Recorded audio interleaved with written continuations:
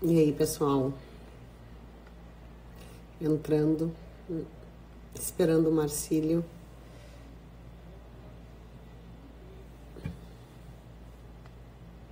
mandar a solicitação para participar da live.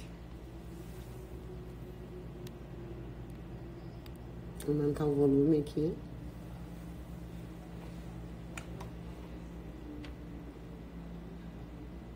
A gente está com frio em Porto Alegre.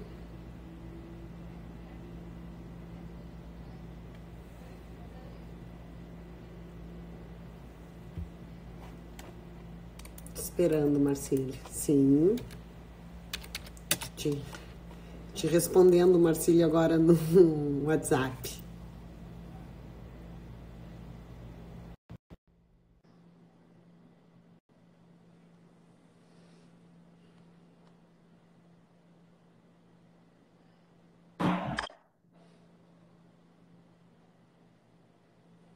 Oi. Olá, dona Luciana. Oi, tudo bom, Marcílio? Eu aqui de casaco, de manta, de blusão. Não, a gente aqui tá passando frio também, só que o frio da gente aqui é um pouquinho diferente do frio de vocês. Aqui tava fazendo, acho que uns 22, tava todo mundo enlouquecido com frio.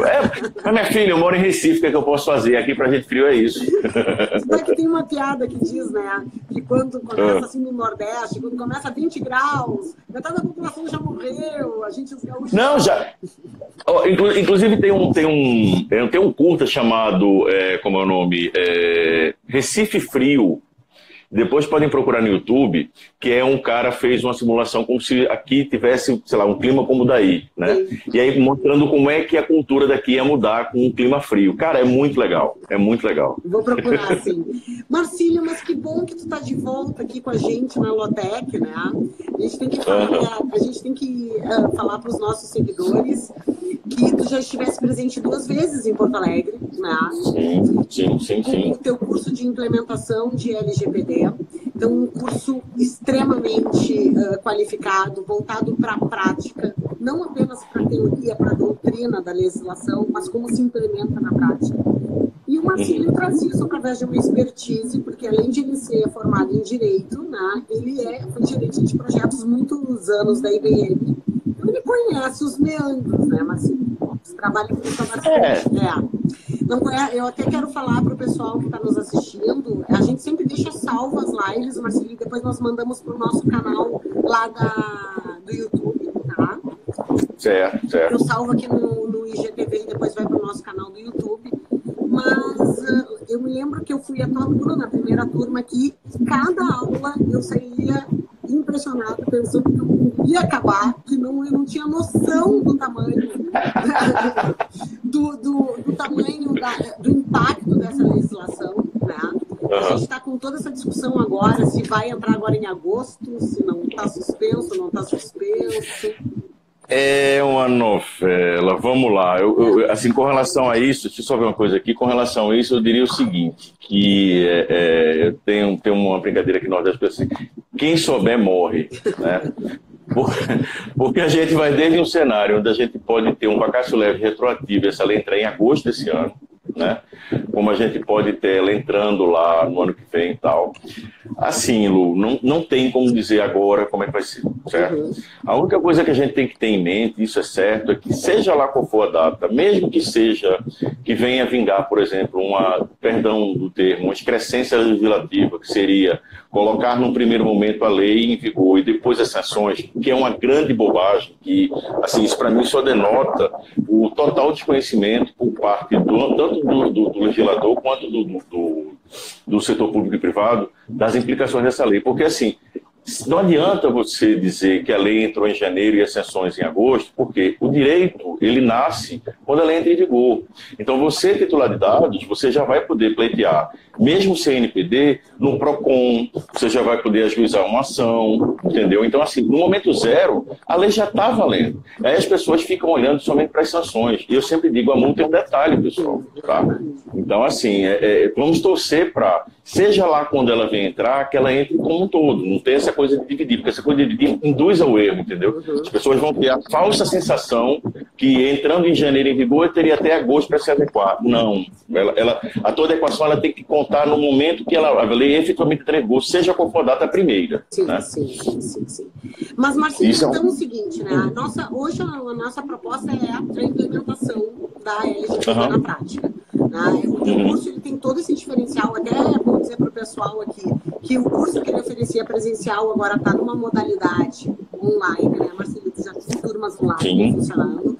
E, inclusive, tem desconto para aqueles que já participaram dos cursos, se quiserem já. Até porque, aí vai um esclarecimento. O meu curso, originalmente, ele tinha 40 horas, né? 10 horas da parte de LGPD da lei mesmo, 10 horas da parte de segurança de informação e 20 horas da parte de implementação. Quando eu pivotei para a parte online, eu levei somente a parte de implementação, porque eu sabia que era justamente desde o começo, quando eu fundei a Privacy Academy em dezembro de 2018, me chamaram de doido quando eu fiz esse formato, eu sabia onde o talo ia apertar. Né? Então, o que acontece agora? Essas 20 horas que eu trouxe para cá, só para ter uma ideia, quando eu dei o curso que você fez, que foi o curso que eu elaborei lá em dezembro de 2018, eu passei esse tempo todo aprendendo com muitas interações com os alunos, tive a oportunidade de fazer certificação lá fora. Tal. Então, assim, só para você ter uma ideia de como eu remodelei esse curso para trazer para online, o material que você tem, ele deve ter alguma coisa em torno de 70 slides na parte de implementação. Pronto. Ele agora tem 270. Tá? Né? Então, assim, coisas que eu só falava, agora eu aprofundo. Então, por exemplo, eu tenho um dia para falar só sobre contratos entre agente e tratador. Eu tenho um dia só para falar de todo o processo de notificação. Eu tenho um dia só para falar de solicitação de titularidade. Então, assim, ficou muito mais completo e eu até já ouvi alguém me dizer, é um curso muito técnico. Não é que seja um curso técnico. É um curso onde eu abordo parte legal, parte que vai ter que dialogar com questões técnicas e parte de gestão para poder materializar a lei. Então, não é que ele seja um curso muito técnico, mas ele não é um curso para quem está começando. Sim. Isso é fato. Se você não chegar com os conceitos básicos da LGPD, não venha nem fazer o curso. Porque, assim, você não vai aproveitar tudo o que você pode, né? E ainda corre o risco de sair falando mal. E o que até agora, graças a Deus, não aconteceu. Vamos aí juntando entre alunos do online e do presencial, já são para mais de 350, eu acho que vou bater agora 400. Né? No online, a primeira turma teve 14, a segunda teve 18, essa que rodou agora acabou semana passada 25, eu abri para 20, mas pelo visto a gente vai chegar em 30, e aí eu já estou inclusive também abrindo um programa de monitoria, né? E eu vou ter 2 monitores para me ajudar nas questões práticas, porque alguma coisa, acho que 40% do curso agora é prática. Eu, inclusive, eu coloquei mais coisa do que já tinha. Eu trouxe tudo aquilo que você conhecia e acrescentei mais coisa. Né? Então, assim, não é um curso técnico, pessoal. É um curso que ele acaba, para você poder entregar a lei, você tem que dar essas 3 visões: jurídica, técnica, no estrito senso, e de conformidade. Mas não é um curso que eu vou ficar discutindo o que é dado pessoal, o que é dado pessoal sensível, não. Isso aí tem que partir desse pressuposto. Mas é impossível não discutir aspectos da lei quando eu olho, por exemplo, um determinado artigo e mostro que isso aqui é totalmente inexequível, né? E eu mostro o porquê, mas assim, ensino o que tem que ser feito. Depois a gente lembra que o princípio 0 da LGPD é a fé, né? Porque eu devia ter lá, depois do capítulo do artigo 6º, o primeiro inciso devia ser fé, né? Muita fé, os princípios da LGPD. Então, o primeiro princípio, fé e, assim, muita fé e crença na reza forte, que a gente vai conseguir chegar do outro lado, entendeu? É verdade. Marcinho, né? Tem um pessoal que está nos dizendo aqui, eu também estou ouvindo, que parece um vento, eu não sei se não é do teu fone. É um vento que é vento de verdade, porque assim, eu tenho que fechar tudo aqui, porque aqui, veja só, diferentemente daí, aqui ainda está bem claro, né? Aqui escurece mais cedo, mas ainda está bem claro. E eu estou fazendo esse negócio aqui, fica de frente para a janela. Deixa eu fazer uma coisa, que me dá só um minutinho. Peraí. Eu vou derreter.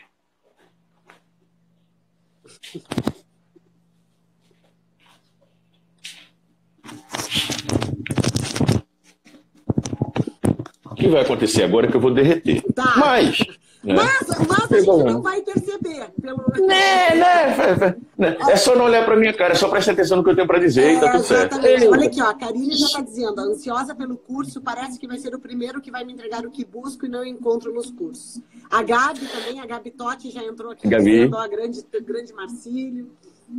Assim, eu não, assim, por questões éticas, é óbvio que eu não vou dizer nada diferente, né, do seguinte, eu entrego o que eu prometo. E, assim, todos os meus alunos podem ser consultados e todos vão dizer a mesma coisa. Se tem alguém que nem entrega, aí é problema. Mas, assim, eu garanto que eu entrego, né? Eu fui o primeiro curso de implementação do Brasil e eu continuo sendo um cara que entrega. Né? E me diz uma coisa, Marcílio, a gente sabe que, inclusive, tem certificação pelo STF, né? O curso tem. Uma coisa legal, né? É legal. A gente tem que vender o peixe. É que eu gostei muito, eu realmente gostei. Eu estava esperando algo diferente. E eu, Luciana, como sou advogada, como tu sabes qual é a minha atuação, eu trabalho com negociação, eu trabalho com trabalho, e eu sempre ouvi de sala de aula que do que os alunos gostavam tanto era esse aspecto prático, dizer assim, ó, isso aqui está aqui, a gente consegue aplicar dessa forma, se interpreta assim, e o resultado é esse, né? E eu realmente saí muito satisfeita do curso, embora eu tenha saído muito assustada, porque eu achei difícil. Mas é normal. Deixa eu te falar uma coisa, por parte, com relação à questão do STF. Eu não tenho conhecimento se algum outro colega tem, mas hoje, uma coisa é certeza, que eu tenho um atestado de capacidade técnica emitido pelo STF, porque eu treinei numa das turmas lá em Brasília, o responsável por toda a parte de segurança e informação do STF. Então, isso me concedeu, né, me conferiu, que não é simplesmente eu fiz o curso. Não foi simplesmente pelo fato de ele fazer o curso. Quando ele volta internamente, ele tem que fazer um relatório, parará, e o curso tendo qualidade, né, comprovada, eles emitem esse certificado. Então, eu tenho um certificado, né, meu curso tem esse certificado. E com relação a essa coisa do espanto, eu te diria o seguinte, quando o curso rodava na modalidade presencial, o primeiro módulo, como era direito, e 80% dos meus alunos são advogados, era um inferno. Porque assim, advogado fala para se acabar. E é cheio de teoria, é cheio de razão e tal. E eu ficava só olhando, não, tá bom, deixa os meninos pensando que é assim. Quando passava para o módulo de segurança e informação, o pessoal já começava a ficar assustado. Né? Porque aí já ficava tudo quietinho, pianinho, que não conhece bem da área e tal. Quando entra na parte de implementação, é o desespero. E aí eu me dei conta que eu sou um cara que eu tenho um lado sádico, porque eu ficava me divertindo vendo a cara do pessoal. E a verdade é o seguinte, pessoal, é impressionante como, não é que eu saiba mais do que os outros, mas talvez eu esteja trazendo uma realidade que não seja comum ser mostrado no mercado e que muita gente que entrou no curso convicto que entendia LGPD saiu como você saiu. Saiu desesperado, só que um desespero consciente e com uma pista de como resolver. Não é simplesmente, tá aqui o problema, tá aqui o problema, tá aqui a solução, agora é com você. Tá? Então, assim, a minha proposta desde o começo foi o seguinte, você vem fazer o curso, você sai em condições de você começar na segunda-feira, começar a tocar a suplementação. E dá, entendeu? E dá. Eu não tô vendendo uma coisa absurda, não, isso é fato. Tá, então, Marcílio, começa a nos contar. Como é que se implementa? Nos dá assim, uma palhinha, né? Vou dar uma palhinha, então vamos lá. Primeiro tem isso aqui vai acabar sendo um update de um webinar que eu gravei para o Exim em junho do ano passado, tá? Onde eu falo do roadmap que eu desenvolvi e que ele agora, semana passada, comemorou 10 mil views e é o vídeo mais visto do canal mundial do YouTube. Se você for ver lá, entre os webinars, é o webinar mais visto. Então, isso quer dizer, pelo menos assim, está ajudando as pessoas. Isso é que é importante, né? A gente poder criar conteúdo de qualidade, a gente saber quem está falando e a gente poder democratizar isso, porque eu não estou falando, quem me conhece sabe que eu falo e pratico, né? Minha prática está totalmente alinhada com o meu discurso. Mas, enfim, então, vamos dar uma geral. Vamos pensar o seguinte, para você implementar, você tem lá a lei determinando um monte de coisa que tem que ser feita. Tá? A lei não tem dizendo uma linha dizendo como deve ser feita, ela só diz o quê. Certo? Tem que partir desse pressuposto. Certo? Então, para você fazer isso, você pode fazer de várias maneiras. O que eu sugiro, e de novo, é uma coisa que eu não tirei da minha cabeça, mas eu me inspirei e bebi na fonte de GDPR, tá? É você sistematizar isso. E aí, o lado gerente de projeto ajuda muito, porque eu vejo um monte de atividades a serem feitas e eu tento organizar isso em blocos, para eu poder sistematizar o meu trabalho, tá? Então, o que eu vou começar a falar agora é um roadmap, onde eu dividi em 10 fases diferentes, e cada fase tem uma série de atividades. Só que essas atividades elas abrem também. Então, assim, eu falo ela numa linha temporal linear, mas na verdade você vai ver que na prática tem coisa que você consegue fazer em paralelo, tem coisa que, por exemplo, está no step 1 e no step 3 que podem começar juntas, entendeu? Então, assim, para efeito didático e para efeito de você se estruturar, eu coloquei em fases, mas isso, de novo, não é totalmente linear no tempo, tá? Então, assim, começando, vamos pensar aqui o seguinte, eu preciso preparar. Se você vai fazer uma festa, você vai fazer qualquer coisa, o que é que você faz primeiro? Você planeja, né? Então, assim, uma das regras básicas de gerenciamento de projeto é a seguinte, é você ter... Quanto mais tempo você investir em planejamento, menos você vai gastar lá na frente em erro, em alocação errada de recurso, de grana, de tudo, tá? Então, assim, é muito importante você gastar bastante tempo, ou melhor, investir bastante tempo na preparação. Então, nessa primeira fase de preparação, eu diria normalmente o seguinte, você tem que lembrar que essa lei é baseada em risco. Ela sendo uma lei baseada em risco, você necessariamente precisa alinhar tudo o que você vai falar em relação a risco. Você vai fazer várias análises de risco nessa lei, a matriz de risco corporativa, tá? Você vai fazer Enterprise Risk Assessment. O grande problema é quantas empresas no Brasil têm uma matriz de risco, né, definida. Isso é um grande problema. Só que assim, isso não impede e não vai fazer com que a gente deixe de trabalhar com risco. Se você tiver uma matriz corporativa definida, você sabe que você vai ter que alinhar todo o risco de segurança de informação e de proteção de dados pessoais àquela matriz. Se não tiver, é mais ou menos como você chegar com a pizza esperando o resto, mas você vai ter que fazer a sua parte. Isso aí, tá? Então, entendo melhor. No segundo momento, o que é que eu sugiro fazer? Pô, você está entrando numa empresa e vamos imaginar que você seja um prestador de serviço. Você não conhece aquela empresa, você não é lá de dentro. E mesmo que você seja, você é de uma determinada área, você não tem a visão do todo da empresa. Ninguém tem, tá? Eu trabalhei na IBM, assim, eu mal conhecia o meu departamento, assim, é uma coisa gigante. Então, vamos lá. É importantíssimo que no momento que você vai fazer, até para você fazer um momento de pré-contrato, um momento de proposta, você levantar coisas do tipo, quantos funcionários tem, quantos clientes tem, quantos fornecedores você tem filiais, tem alguma filial fora do Brasil, você transaciona de alguma forma com algum fornecedor que esteja fora do Brasil, qual é o segmento que você atua, porque aí você consegue montar um cabedal de informações mínimo para você poder ter uma ideia do trabalho que você vai ter. Isso é, inclusive, pensando já em fase de pré-proposta. Então, na hora, como é que imagina a jornada do cliente? Você promove um evento, chama as pessoas para lá, você fala da LGPD, alguém vai pedir para você dar uma proposta, você tem que levantar no mínimo essas informações, isso é o mínimo. Tá bom, levantei isso daí. Tá. Depois que eu levanto isso, o que é que eu preciso fazer? Eu já sei que eu estou trabalhando num segmento específico. A LGPD ela não funciona só. Tá? Se você for para setores como, por exemplo, saúde, sistema financeiro, educação, são setores extremamente regulados que eles têm legislações próprias, então você trate de levantar essas legislações pertinentes àquele negócio para você, na hora que você for começar a trabalhar, você poder ter elas todas em mãos para você começar a fazer as interrelações. Tá? Terminei isso aqui, eu estou fazendo, na verdade, quando eu faço esse primeiro levantamento, eu chamo isso de um pré-assessment. Né? Eu preciso sentir como é que é aquilo ali para poder ter uma noção mínima de quantos dados, uma visão macro lá, top, né? De quantos dados eu vou estar trabalhando nessa história. Então tem uma conta fácil para a gente fazer. Você pega um conceito de data point. Então você imagina o seguinte, quantos funcionários eu tenho? 10, tá bom. De cada funcionário, eu coleto quantos dados? Eu coleto 10 dados diferentes. 10 vezes 10, 100. Então, assim, você vai fazendo essa conta e você tem um montante no final de quantos dados você vai ter que trabalhar. Porque isso é um das componentes que você vai utilizar para você poder pensar numa proposta. Tá? Terminando essa fase de iniciação, essa fase de preparação, você começa a pensar agora o seguinte. Vamos imaginar que você colocou uma proposta, submeteu essa proposta foi aceita e agora você vai começar a entregar para o cliente. Quem trabalha com projeto sabe que todo projeto tem que ter um sponsor, ou seja, um patrocinador, uma pessoa que está aqui em cima que dá respaldo. Se essa pessoa não estiver engajada, o seu projeto pode ser o melhor projeto do mundo, pode ser o projeto Paz Mundial, ele vai para o beleléu. Então você tem que vender a ideia e vender aí no lato senso para a alta direção, porque você vai precisar disso daí para ser o teu respaldo, porque pensa bem, tu vai começar a andar por toda a empresa vai ter que abrir todas as operações dela para você.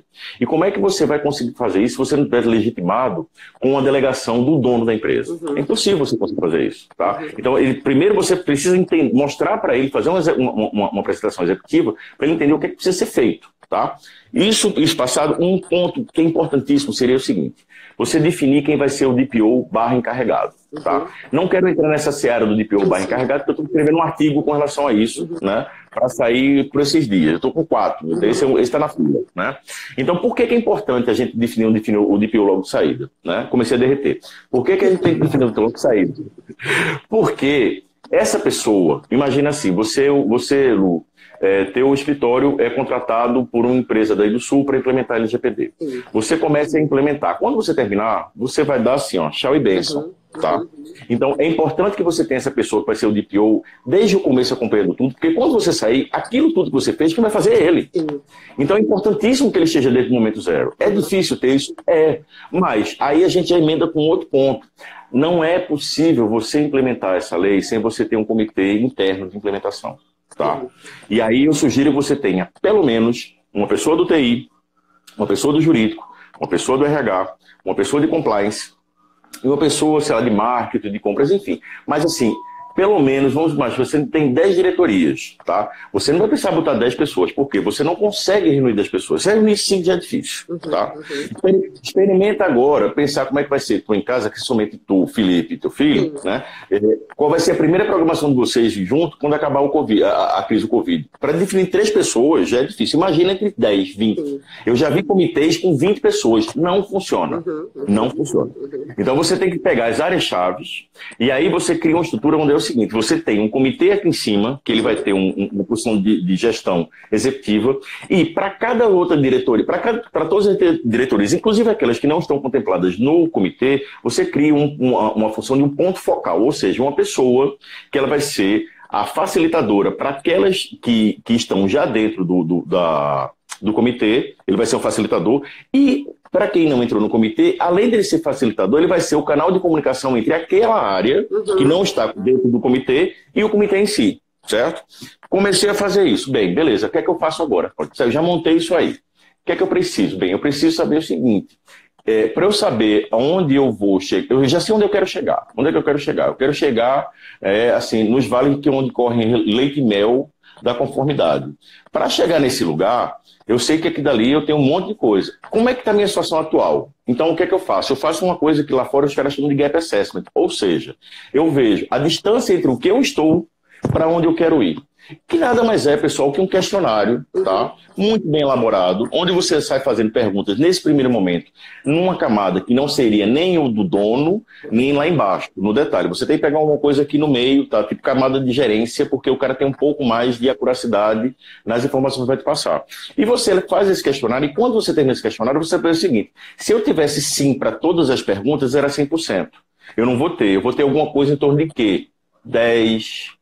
15%. Se você tiver 15%, pode soltar fogos, tá? Porque você está numa situação fantástica. Marcílio, tá? Tu sabe que a Karine está perguntando uma coisa que tu estavas falando, eu acho que na época do curso a gente comentou, mas ela está perguntando uma questão bem interessante.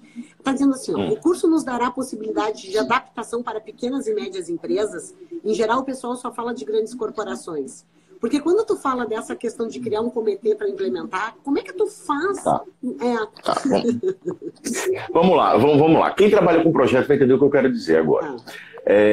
Quando você tem um WBS ou um EAP, e quem não sabe o que é isso, eu estou falando de propósito, nem vou explicar para vocês irem pesquisar, tá?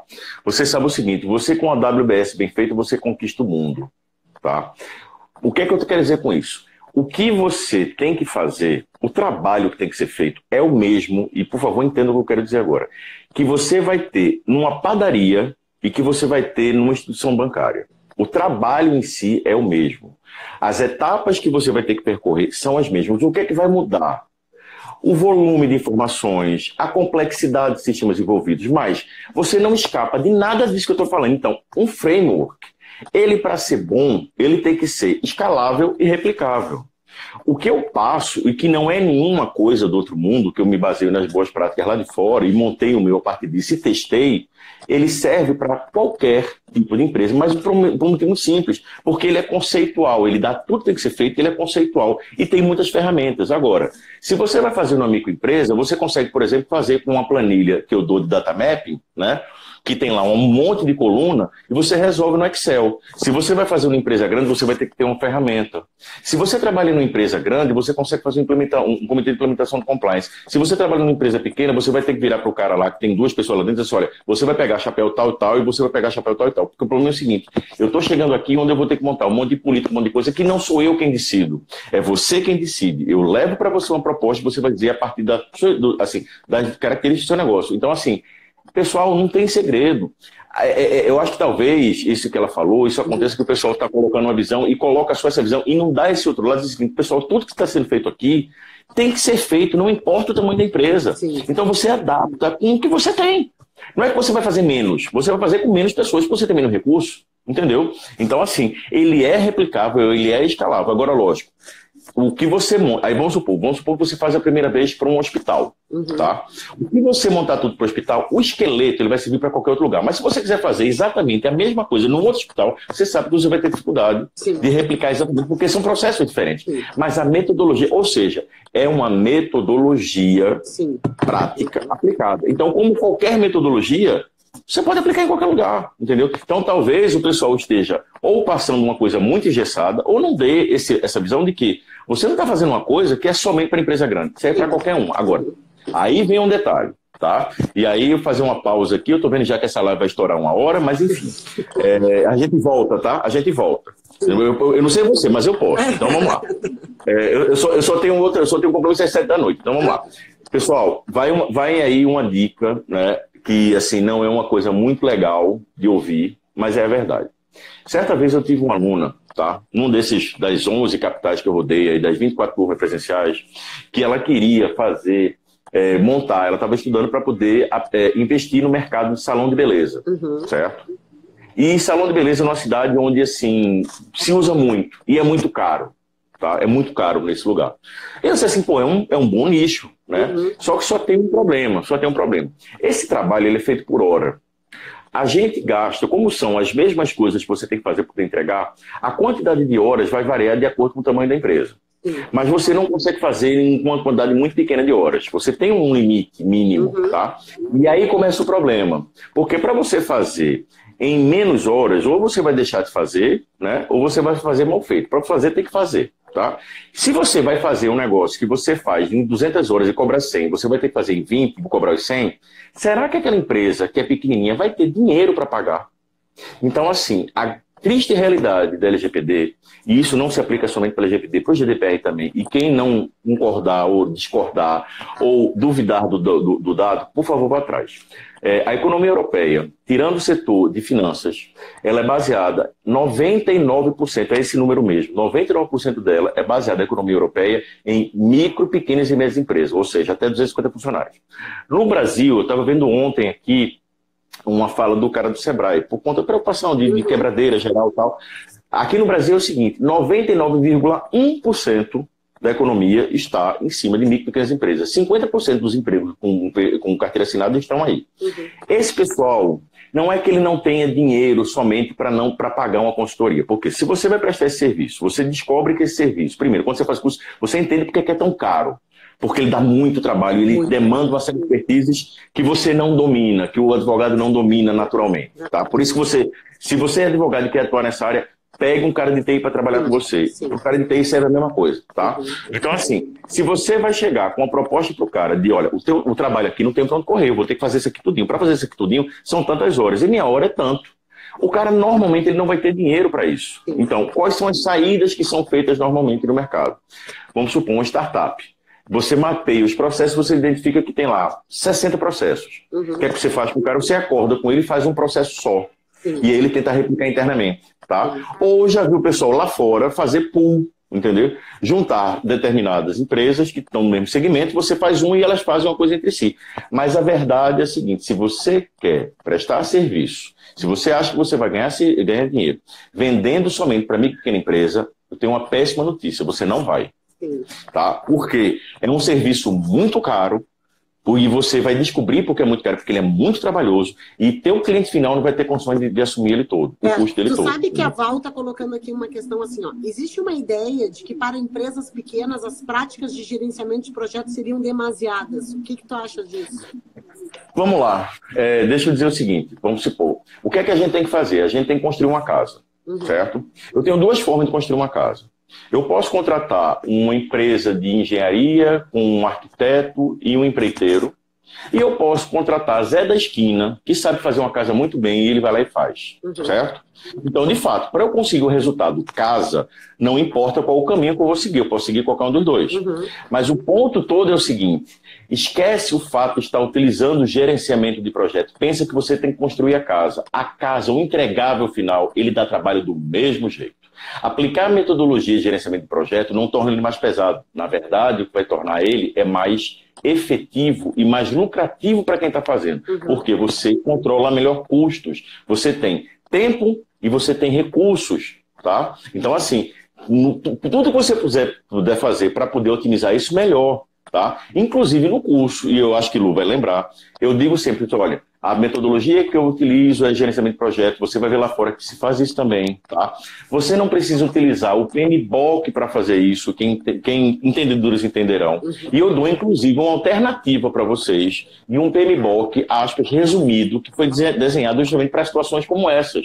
E eu forneço isso para o pessoal. É livre. Mas eu não vou dar eu só dou um spoiler aqui, tá? O ponto todo é o seguinte, não é que você precise montar um projeto exatamente como se você estivesse montando um projeto lá, ferro e fogo, entendeu? Pegar a Kessler e começar feito um louco e montar ele completão. Não. Você tem que saber utilizar as ferramentas de gestão que estão disponíveis ali e a partir daquilo dali você fazer. Se você tiver budget, se você tiver um profissional competente para isso, ou se você souber, você pode montar um projeto lindo, maravilhoso. Se você não tiver, aprenda aquilo dali. Sabe por quê? Porque esse problema todo de implementação, ele não é técnico, ele não é jurídico, ele não é nem de gestão per si. Ele é humano, é o grande problema. E aí, na sequência disso, qual é o grande desafio da gente? É gerir recursos para atingir um objetivo. Recursos nossos e recursos do cliente, que a gente vai estar usando recurso do cliente, porque você entra na casa dele, você não conhece a casa dele, você faz ele trabalhar, não para você, mas ele acaba trabalhando junto. É uma entrega, pessoal, completamente diferente daquela que o advogado está acostumado a fazer. O advogado é o seguinte, ele vai no cliente, pega os documentos, bota debaixo do braço, leva para o escritório, ajuiza a ação e depois ele entrega o resultado para o cliente. Nesse caso, você vai para dentro da casa do cliente, toma o tempo dele, passa um tempão sentado com ele para entender quais são os processos, o que tem que ser feito. Então, assim, o cara te paga, teve um aluno que falou que eu achei um negócio perfeito. É muito parecido com o personal trainer. Você contrata o cara para você suar. Mas essa é a realidade, tá? Então, assim, eu sei que existe uma coisa, porque gerenciamento é projeto, assim, tá, tira isso. Lembra da coisa da casa que eu falei. Uma outra coisa também. Não, o negócio é utilizar metodologias ágeis. Eu vou te dizer uma coisa. Você vai encontrar na literatura, tá? E você vai conversar com pessoas como, por exemplo, Zé Belo, que é uma referência para mim, meu mestre, tá? Diz assim, de ágil, esse negócio não tem nada. Você pode utilizar, certo? Um Scrum da vida para você trabalhar com o seu time interno, né? Os sprints, a coisa toda. Mas na hora que você vai fazer, é tudo controle e papel, pessoal. Não tem como, entendeu? Então, assim, o que eu digo assim, se você tem familiaridade, você tem facilidade de trabalhar com o Scrum, arranje um jeito de fazer um mix dessas duas coisas, porque tem tudo que está muito bem documentado. Não dá para ser somente vamos correr, vamos correr, vamos correr. Você até faz isso com o teu time interno, mas na hora de entregar, tu tem que entregar papel, cara. Desculpa, não tem para onde correr, entendeu? Vai ser um monte de PDF que vai estar entregando pro cara no final do dia, tá? Mas seguindo o barco, né? Seguindo, ele estava aqui concluindo a parte do começo, né? Uma coisa que eu sugiro é o seguinte, você levantar, assim, você já sabe que uma das coisas que você tem que fazer para fazer com que as pessoas tenham aderência ao LGPD é você treinar o pessoal, né? E aí eu já vi a coisa, não, mas você gosta de treinamento de conscientização, isso não precisa ser para todo mundo. Isso precisa, sabe por quê?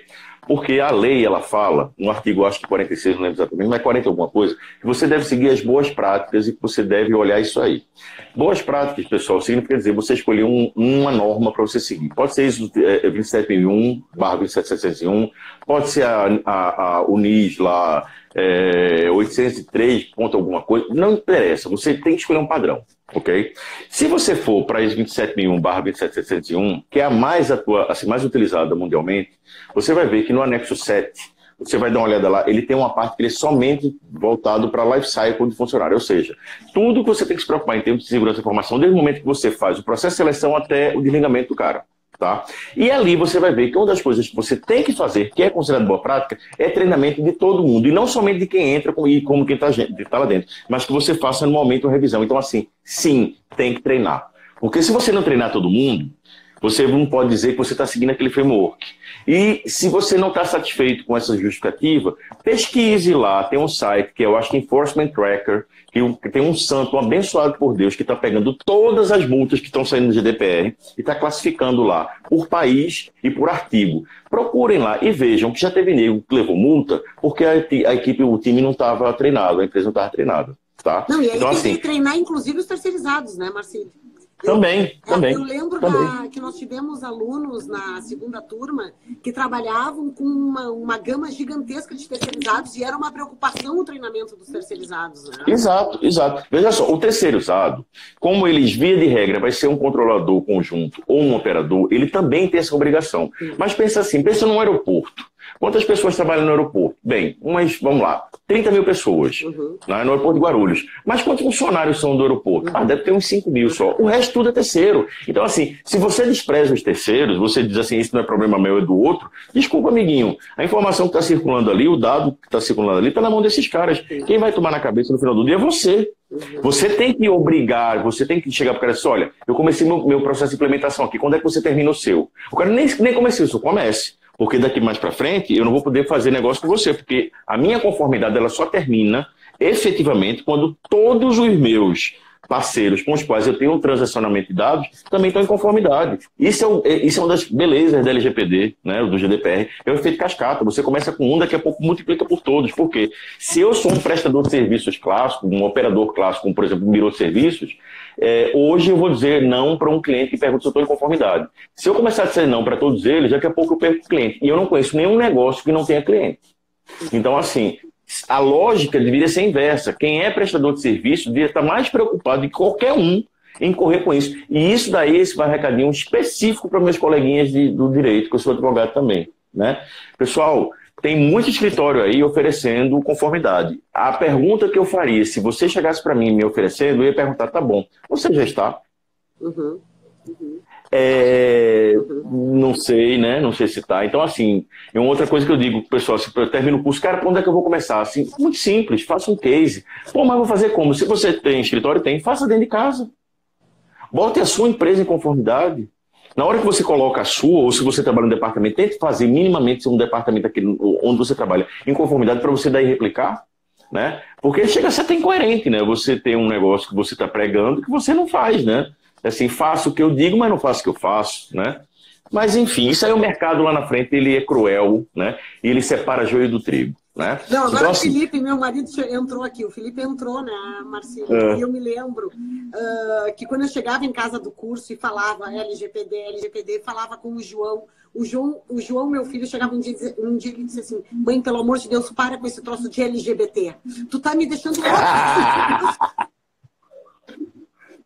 Essa é a confusão. Eu já falei isso em sala. Eu disse, tu não tem noção como é que vai ser na defensoria pública, como é que vai ser os dados daqueles milhões de assistidos que vocês têm. Não, eu vou dizer uma coisa pra você. Aqui em casa, certo? Minha esposa é o segundo ser vivo na casa que mais entende de LGPD. Eu não duvido. Ela só ganha dos dois gatos. Ela discute aqui. Se eu trouxer ela pra cá, ela vai falar alguma coisa aqui que vai ficar legal, entendeu? Mas é porque é viciante e apaixonante. Eu faço isso, assim, isso muda a minha vida. Quem me conhece sabe que eu fui músico a vida toda. Mas assim, hoje em dia eu não toco porque o que eu gosto de fazer hoje em dia é isso. É ajudar pessoas através da educação, entendeu? E disseminar essa lei, porque quanto mais forte essa lei ficar, melhor para mim, melhor para você, melhor para o Felipe, para o João, enquanto titular do dado. E a gente só consegue atingir isso se a gente subir a barra do mercado e fazer com que empresas e órgãos públicos eles façam a coisa direito para essa lei poder ser efetiva. Se a gente não fizer isso, todos vão se perder. Eu não estou fazendo nada do outro mundo quando eu chego e abro, né? Até porque o meu modelo de negócio permite isso. Eu não estou advogado, eu sou advogado, mas eu não estou advogado. Eu não advogo, eu não presto consultoria, eu formo consultores, é diferente. Por quê? Porque eu quero que essa lei dê certo. Porque para cada um que eu formo, para cada empresa que chega lá e bota 5, 6 pessoas lá dentro, cada um compra, como fazer como agora, com 20 pessoas, cara, eu estou garantindo que ali a minha sementinha está plantada. E a partir daquele dali, quando chegar a NPD, que certamente vai validar essas práticas, porque eu não estou fazendo nada e nem ensinando nada diferente do que existe lá fora, tanto é que, né, assim, muito provavelmente, essa próxima turma agora, eu já tenho gente, uma pessoa da França e outra da Dinamarca, tá? Então, para entrar mais outras, 2 turmas atrás eu tinha 2 do Reino Unido, uma da França e uma da Alemanha. Eu vou ter um curso agora, uma turma que roda à tarde para atender o mercado europeu, ou seja, muito provavelmente eu vou ser o primeiro brasileiro que aprendeu as coisas de GDPR que agora está voltando para a Europa para ensinar na Europa. LGPD. Então, assim... Para ensinar na Europa. Não, GDPR. GDPR? Eu achei que tu estava... Mas tu vai ensinar para brasileiros ou para europeus? Brasileiros residentes... Para quem chegar. Para quem chegar. Porque o que eu ensino não é implementação de LGPD. Sim. E é aí que está a coisa. Eu ensino implementação de um framework jurídico de privacidade e proteção de dados no ambiente organizacional. Que é a mesma coisa, o framework, ele se aplica, os entregáveis são os mesmos. Você tem que fazer ajuste contratual entre agente e tratamento. Você tem que fazer ajuste de empregados com relação à relação ao trabalho. Você tem que preparar um ambiente para você poder responder os SARs, o Data Subject Access Request. Você tem que entregar... Você tem que montar um sistema de gestão de incidentes para você poder entregar a notificação, porque a lei fala só da notificação. A notificação é um multi-output de um sistema enorme de gestão de incidentes. Você tem que fazer relatório de impacto. Então, tudo isso tem no GDPR e tem no LGPD. Então, o que eu ensino é fazer isso. Por isso que eu vou ensinar para o gringo o que o gringo me ensinou. Sim. Entendeu? E aí, assim, e não é por nada não, é porque o meu modelo de negócio permite isso. Hoje em dia a gente vê colegas que sabem tanto ou muito mais do que eu, mas eles estão em escritórios, eles não têm tempo, eles não querem, eles não podem passar pelo modelo de negócio deles como para um cliente o que ele pode vender como produto. Eu não tenho esse problema, o meu produto é educação. Então eu posso ensinar tudo. E todos os meus alunos, sem exceção, sabem que eu compartilho tudo. Eu já compartilho de graça, pagando então é que eu compartilho mesmo. Entendeu? Então acho que eu não tenho isso, cara. Não tenho isso. Eu acho que é bobagem, entendeu? Pensar diferente disso. Mas enfim, isso aí cada um com cada qual. Mas seguindo, o que é que eu sugiro que a gente faça? Essa coisa do treinamento de conscientização, eu acho muito interessante que a gente faça isso no momento zero. Você vai ver lá fora alguns frameworks que sugerem fazer na metade ou no final. Por que fazer no começo? Porque na próxima, daqui a 2 etapas, a gente vai começar a fazer as entrevistas. Então, veja só, no primeiro momento eu tive o engajamento da alta direção. Esse engajamento ele se materializa num e-mail para todos os stakeholders, ou seja, funcionários e fornecedores, que vai ser feito um projeto de implementação. No momento seguinte, o que é que eu tenho? Eu treino essas pessoas porque na hora que eu chego para fazer as entrevistas, o cara já recebeu o e-mail do diretor, do dono da empresa, ele já fez um treinamento mínimo de conscientização da LGPD, de segurança da informação. Então, quando eu for fazer lá as coisas que eu tenho que fazer com ele, ele já sabe por que eu estou ali. Sim. Entendeu? Não vai ser surpresa, tá? Então, assim, seguindo aí... Uma coisa, a Camille está dizendo aqui que amou o Shima, ó. Tô aqui tomando um chimarrão, tá 10 graus. Cara, eu devia ter pego o meu, que eu comprei cuia, entendeu? Eu tenho mate aqui. Eu ganhei de presente lá do David, eu ganhei aquele negócio lá para colocar já. Negócio para fazer a erva, Exatamente, tal. Pois tá aqui, tudo eu devia ter feito. Tá, da próxima eu já preparo o meu e vai ficar os dois tomando chimarrão. Você tomando chimarrão aí por causa do frio e eu tomando chimarrão para derreter de vez, né? Porque eu já estou suando. Mas seguindo, então assim, qual a sugestão? Chegou nessa segunda fase que você está fazendo essa parte da iniciação do projeto mesmo, cara, treina o pessoal, porque vai facilitar quando você chegar na parte de mapeamento, beleza? Então, de novo, metodologicamente falando, vou chegar numa terceira fase. Terceira fase de quê? Cara, eu preciso colocar para funcionar. Se não, ou seja, eu tenho que ajustar ou criar um sistema, na verdade, uma política de proteção das pessoas, certo? Vamos lá. Se já existir uma PSI, uma política de segurança da informação, tá? Geral, lato sensu, ótimo, porque eu vou me preocupar com a parte de um todo. A política de segurança da informação, ela pega tudo. Vou agora somente olhar dados pessoais, tá? Se eu não tiver isso, eu vou ter que entregar pelo menos isso. Tá? Uma política de proteção das pessoas. Qual é o grande desafio? Você faz uma política completa, só que voltada para dados pessoais. Tá? E isso, pessoal, desculpa, não é simplesmente pegar um negócio lá, fazer uma cópia e colocar. É aí que entra a gestão de risco, porque quando você estuda minimamente segurança da informação, você entende que a política, ela nada mais é que a materialização de uma coisa que começa lá atrás com o dado, tá? Que é o ativo, e você considera as vulnerabilidades, as ameaças, você pega isso daqui, joga e passa para uma fase de análise de risco, depois você vai para uma parte de gestão de risco e completa o ciclo, onde você vai ter ali medidas mitigadoras para poder diminuir o grau de risco. Essas medidas são implementadas e aí vão para uma política. Então, assim, você entregar só uma política, você não fez nada. Você está dizendo que tem um monte de coisa que você não sabe dele para trás se está sendo feito ou não. E aí vem uma coisa que me deixa profundamente irritado. E aí irritado mesmo. Porque eu já vi em propostas, já vi gente falando, não, nós só entregamos a questão de risco jurídico. Todo risco que seja segurança dessas coisas, a gente não faz. Amigão, vamos lá. Essa lei é baseada em risco. Para você poder dizer que você entregou, você tem que levar em consideração o risco a quê? Quais são, o que é que a gente está avaliando? A gente está avaliando o ativo. Qual é o ativo? Direitos e liberdades dos titulares. Os direitos e liberdades titulares, eles estão entranhados com os dados que estão fisicamente, tá? Tanto no ambiente lógico quanto físico, em sistemas de toda forma. Se você não diz o que é que tem que ser feito minimamente num relatório, quando você entrega a conformidade, o seu relatório de conformidade, desculpa, você fez alguma outra coisa muito bonita, mas você não pode dizer que deixou aquele cliente em conformidade.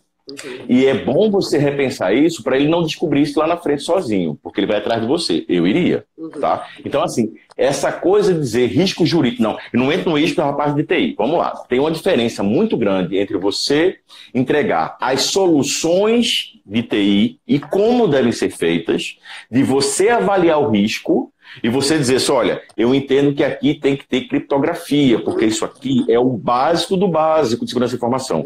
Como essa criptografia vai ser implementada? Que tipo de criptografia? Aí sim, aí não é problema seu. Mas recomendar, você tem que ter, até porque quando você chega lá no final, que você faz os ajustes contratuais, uma das coisas que você tem que colocar lá na relação entre controladores e operadores, tá? Ou controladores e controladores, se for de controlador conjunto, são as medidas técnicas mínimas que devem ser tomadas em termos de segurança da informação, que são anonimização, pseudonimização, criptografia, backup, testes, o famoso pentest. Isso está constando no contrato que você, doutor advogado, vai dizer lá que está ajustando. Se você não colocar esse contrato, o contrato é incompleto. Então, assim, como é que você sabe fazer isso? Você não precisa saber. Você anda com quem sabe mais do que você. Essa é que é o lance. Os advogados não têm uma expertise completa para tocar uma implementação. Ponto. Pouquíssimos conseguem ter uma visão de todo. Pouquíssimos. Vou além. Pouquíssimos entendem de gestão. É verdade, Pouquíssimo. é verdade. Não, a gente, é um problema estrutural, a gente não paga disciplina de gestão na faculdade, entendeu? O cara fez agora, tem um contingente gigante de pessoas que fizeram direito para fazer concurso público, isso não nos pertence mais, aí esse cara vai fazer o quê? Esse cara vai ter que abrir um escritório de advocacia sem saber o que é um fluxo de caixa, sem saber nada, entendeu? Então, assim, isso é um problema sério. Então, já que os advogados estão na dianteira dessa coisa de implementação, eles têm que correr atrás dos expertises que faltam, que é gestão e um mínimo de segurança de informação. Não adianta essa coisa de dizer, só vou entregar risco jurídico. Tá bom, meu amigo, diga o que é o risco jurídico. Não, o risco do contrato está mal feito, da multa. Tá bom, o risco da multa ele vai existir se você não tutelar o direito. Para tutelar o direito, você tem que garantir a segurança da informação, entendeu? Então, assim, não existe o risco jurídico. Isso é viagem, tá? Desculpa, isso é discurso de quem não entende esse negócio, tá? E não sou eu que estou falando isso não, tá? Pergunta para qualquer cara que atua como DPO lá fora, pergunta para os DPOs aqui, DPOs que atuam como DPOs, e a gente conhece muito, vou dar o nome de uma, Florência Terada, né? Lá do Santander, que era da Febraban, que ela vai te dizer exatamente isso, entendeu? Então, assim, tem que entender de gestão de risco, porque nesse momento agora que a gente vai fazer toda essa parte de ou adequação, ajustes à política de informação para montar uma política de proteção de dados, ou você tem que fazer do zero, você precisa saber disso. Não vai ser um pedaço de papel, porque, de novo, o pedaço de papel, a política, ela é um arco que ele começa com os dados, vulnerabilidade e, como é que se diz, e ameaça, então, e os ativos, e termina na política. A política por si só não diz nada. É uma declaração, entendeu? Que pode ser totalmente vazia. E infelizmente, quem está entregando aí com risco jurídico somente, tem um sério risco de estar entregando uma falsa, né, segurança, sensação de segurança para os seus clientes. Digo isso sem nenhum constrangimento, entendeu? Mas não digo isso para... Veja só, eu não digo isso para constranger nem para apontar dedo para ninguém, não. Eu estou dizendo isso que ainda dá tempo de voltar lá e refazer. Vai ser pior se essa lei entrar em vigor e o cliente for pego, né, de surpresa, ele vai em cima de você. É seu nome que está ali. Tá? Não, Mas a deixa eu falar Tânia está alguma coisa. colocando aqui, ó, não existe adequação sem a segurança da informação e vejo advogados estudando inteligência artificial sem saber o básico de segurança de informação. É que, na verdade, isso existe toda uma mudança de mindset que exige tu buscar um conhecimento que não é algo, digamos, natural para o advogado. Mas ele não inventou. Mas ele não inventou de assumir isso. Não, ele não quer chupar essa manga, né? Então bota um salzinho. Vai ter que fazer, cara. Causa desconforto, a gente chega a sentir isso fisicamente, porque tu começa a pensar assim, pelo amor de Deus, agora mudou totalmente a atuação, eu vou ter que me socorrer de outros conhecimentos que não eram conhecimentos que lá na faculdade me foram apresentados, né? Não adianta. Deixa eu te falar uma coisa. Eu falei até agora, eu estou no terceiro passo, vou pro quarto agora, tá? A gente tem 9 minutos, Marcílio. Eu não consigo porque eu tenho uma reunião depois com o de negociação. Então vamos chegar aqui. Então vamos lá, pessoal. No segundo momento você tem que mapear os dados, que representa 60% do tempo e do recurso que você vai investir. Depois que você mapeia os dados, você tem um grande database, de onde aí sim você vai começar a pegar os entregáveis que dialogam com a lei, que são o quê? Montar um sistema para você, toda vez que chegar uma requisição de direito de titular, né? Ele quer desde informação a qualquer um daqueles lá, você está pronto para isso, e aí você vai pegar isso dentro daquele database, que vai apontar para todos os lugares onde estão aquelas informações ali dentro soltas, tá? Depois disso, você tem, aí sim fazer ajuste contratual. Veja só, eu estou no step 6, agora advogado vai ser advogado. Até agora, advogado não era advogado. Advogado estava fazendo trabalho de qualquer outro, menos advogado, né? Então, agora ele vai fazer os ajustes. Terminei meus ajustes, o que é que eu preciso? Eu preciso pensar que eu tenho clientes ou fornecedores que estão lá fora. Então, vou ter que fazer ajustes que reflitam transferência internacional de dados, tá? E nesse pacote, para fechar, eu também tenho que fazer o quê? Preparar todos os relatórios de impacto que sejam adequados, e isso aí ainda tem muita discussão, mas você vai ter que fazer, com certeza, de alguns processos, tá? E você tem que preparar o sistema para notificação, que, de novo, a notificação é o final de um processo de gestão de incidentes, tá? Terminou isso daí, acabou. Você vai lá, aquele gap assessment que você fez no começo, que ele deu lá 10% somente de conformidade, você roda ele de novo, ele tem que dar 100%. O que der divergência, você vai lá e ataca. É basicamente isso, entendeu? Tem uma pergunta só isso aí. Ela perguntou 2 vezes até, Marcília. Ela está assim, ó. O que acham do encarregado ser terceiro sendo prestado pela própria empresa que implementou? Não vejo, veja só, a gente tem aí uma questão. Não vejo problema. Sabe por quê? Vamos lá. Você fazer DPO as a Service como um produto do teu escritório, tá? Não teria problema. Porque eu não falei lá no comecinho que é interessante você definir que é um DPO dentro da empresa, no momento zero, porque ele vai acompanhar tudo que vai ser feito, tá? Então vamos pensar o seguinte, o DPO não pode entrar em bola dividida. Isso é fato, tá? Mas depois que a coisa começa a rodar, ele passa a ser lá a terceira linha de defesa. Então, assim, você vai ter... Quem faz o relatório de impacto, por exemplo, não é o DPO, tá? Então, assim, você tem que ter um marco, e aí vem uma questão muito séria, que é uma questão de ética, que você tem que botar um marco temporal e dizer assim, até aqui foi a empresa, aqui para frente você está contratando outro profissional, de preferência até que não esteja envolvido na implementação de modo geral, mas o escritório CNPJ não tem problema, tá? E você entregar. Agora, de novo, pessoal, DPO as a Service é uma solução para... de média para baixo. Você não vai ter DPO as a Service em empresa média e em empresa grande. Você consegue imaginar... Você conhece alguma empresa que terceiriza a diretoria?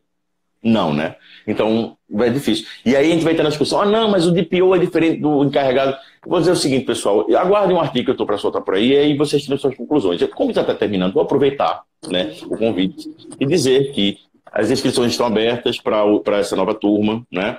Vai lotar de novo, graças a Deus. Eu vou ter que aumentar de novo a quantidade, né? E vou dar um spoiler aqui. Sexta-feira que vem, não essa agora, dia 10, se você atua ou pretende atuar em proteção de dados e privacidade, acompanhe aqui, acompanhe no meu LinkedIn, acompanhe também na Privacy Academy, que vem uma novidade aí bem legal. Né, Luciana? Marcílio. Não, vai ser bem legal mesmo, né?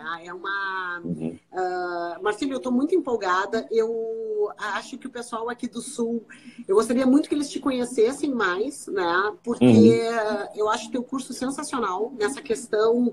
Ele não é só prático, porque ele tem um respaldo muito profundo de conteúdo. né? Porque de vez em quando as pessoas ficam meio preconceituosas quando a gente fala num aspecto mais prático, parecendo que aquela pessoa que vai apresentar um aspecto mais prático não tem conteúdo. E tu tens um conteúdo impressionantemente profundo, tanto na área de segurança de informação quanto na área do direito, né? Nós tivemos discussões bem acaloradas, lembra? No nosso curso foi muito legal, inclusive por isso. E eu quero te dizer que é sempre um prazer. Eu acho que a gente tem muito para oferecer, né? Tu tens muito para oferecer nessa área. E tu sabe que a Lotec está sempre aberta. Eu vou deixar, eu vou deixar o vídeo salvo, vou te marcar para a Privacy Academy. E o pessoal que ficou com dúvidas aqui, por favor, encaminhem também para o Marcílio lá no Instagram do Privacy, que tu responde por direct, né, Marcílio? Aí tu dá Sim, com certeza. E assim, e você, para mim, é um referencial, entendeu? Quando o assunto como é que se diz, toda essa parte, né, de soft skills, de gestão de conflitos, tal, assim, para mim você é minha bússola, entendeu? Você é meu norte, né? E aí, assim, com certeza, quando voltar para o Sul, né, a parceria, olha, Marcílio Braz e Luciana Arnaldi não tem quem separe, entendeu? Ouviu, Felipe? Não fica com ciúme, não, Patrícia já acostumou também, tá? Então, assim, isso daí não muda, não. Tá, Marcílio, querido. Um beijo, então vou encerrar aqui, que eu já tenho que entrar numa outra reunião, tá? Beijo. Tá massa. Pessoal todo, obrigado, viu, pessoal? Eu que agradeço. Valeu. Tchau. Tchau. Tchau.